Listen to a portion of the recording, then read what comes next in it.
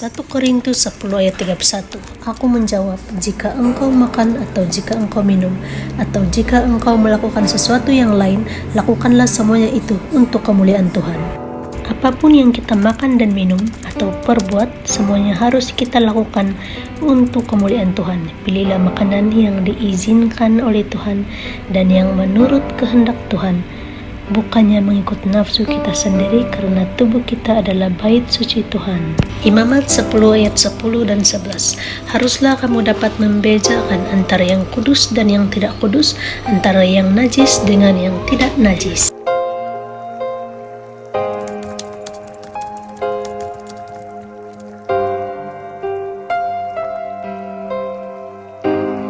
Satu Korintus 3 ayat 16 dan 17.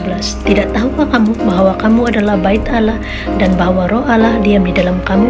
Jika ada orang yang membinasakan bait Allah, maka Allah akan membinasakan dia, sebab bait Allah adalah kudus dan bait Allah itu ialah kamu. Perkataan membinasakan dalam terjemahan King James Version bermaksud defile, yaitu mencemarkan. Jika ada orang mencemarkan bait Tuhan, maka Tuhan akan membinasakan dia, karena bait Tuhan itu kudus.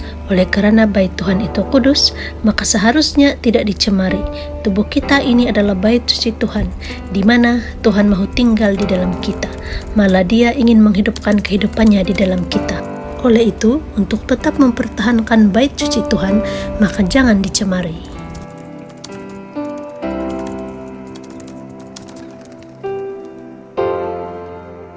Secara ringkasnya, anatomi dari sel tubuh manusia terdiri daripada membran, inti sel, organel, dan sitoplasma.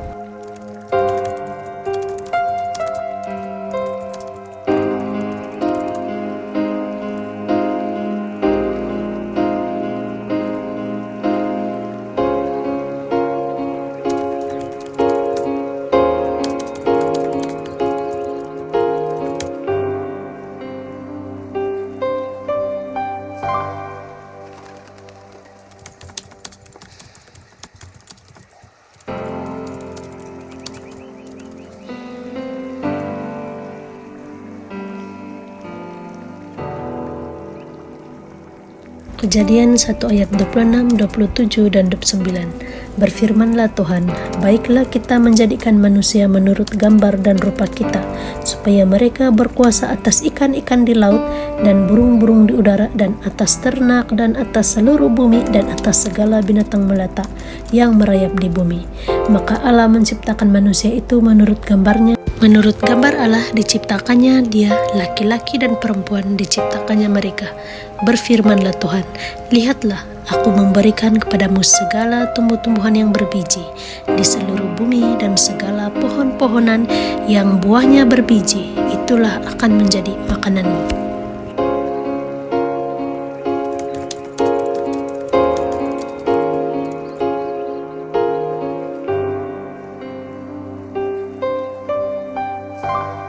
Jika kita memasukkan makanan ke dalam tubuh atau merawat tubuh kita dengan benar untuk kemuliaan Tuhan, kita akan dapat menguasai tubuh kita dengan karakter yang Tuhan berikan kepada kita. Tuhan telah memberikan makanan kepada manusia, yaitu tumbuh-tumbuhan yang merupakan makanan asal atau makanan original kita, yang akan membuat karakter kita juga menjadi seperti yang original. Kejadian 1 ayat 29. Berfirmanlah Tuhan, lihatlah, aku memberikan kepadamu segala tumbuh-tumbuhan yang berbiji di seluruh bumi dan segala pohon-pohonan yang buahnya berbiji, itulah akan menjadi makananmu.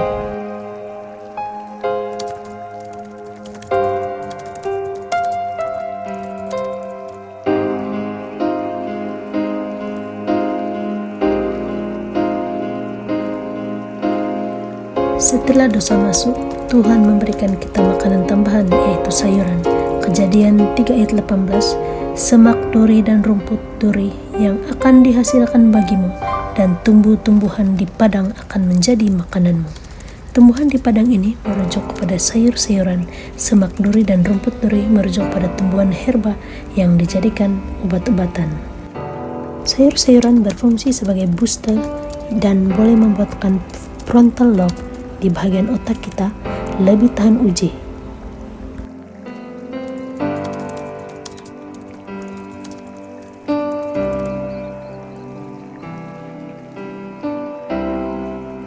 Imamat 3 ayat 17. Inilah suatu ketetapan untuk selamanya bagi kamu turun-temurun di segala tempat kediamanmu. Janganlah sekali-kali kamu makan lemak dan darah.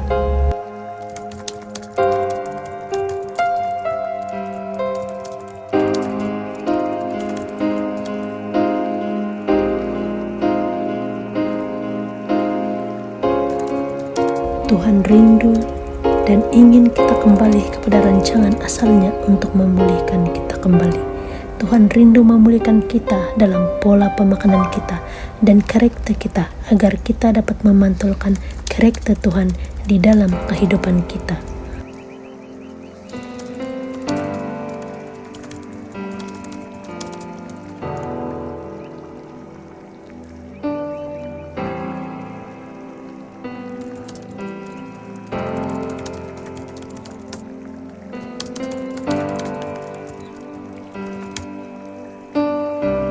Jika kita memiliki pemakanan yang benar dan pola hidup yang benar sesuai dengan kebenaran Tuhan, maka dengan demikian kita akan dapat memuliakan Tuhan. Tuhanlah yang mengerjakan kemuliaan itu di dalam diri kita. Bagaimana cara kita hidup? Manualnya adalah Alkitab. Pemakanan yang terbaik bagi kita adalah plant-based diet. Makanan terbaik untuk struktur tubuh kita terdapat dalam Kejadian 1 ayat 29. Tumbuh-tumbuhan adalah makanan asal kita. Dalam Wahyu 22, kita akan dipulihkan kembali kepada yang sedia kala di surga nanti. Jika kita setia dalam hal kecil seperti dalam pemakanan, kita juga mampu untuk setia dalam perkara yang lebih besar lagi dengan pertolongan Tuhan.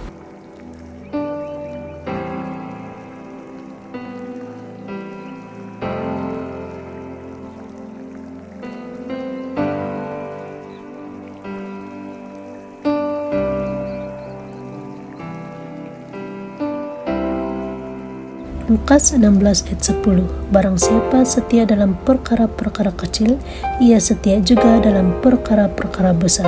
Dan barang siapa tidak benar dalam perkara-perkara kecil, ia tidak benar juga dalam perkara-perkara besar.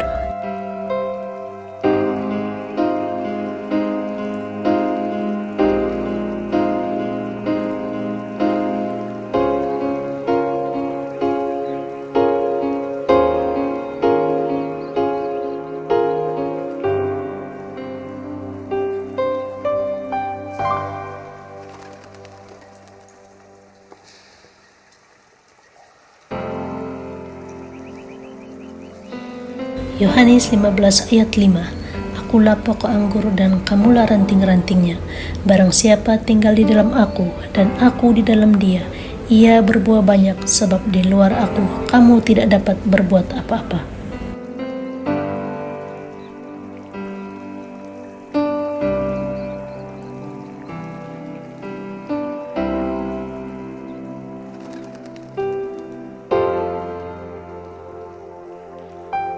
Wahyu 22 ayat 2, 14 dan 19. Di tengah-tengah jalan kota itu, yaitu di seberang menyeberang sungai itu, ada pohon-pohon kehidupan yang berbuah 12 kali, tiap-tiap bulan sekali, dan daun pohon-pohon itu dipakai untuk menyembuhkan bangsa-bangsa.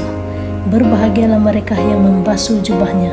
Mereka akan memperoleh hak atas pohon-pohon kehidupan dan masuk melalui pintu-pintu gerbang ke dalam kota itu.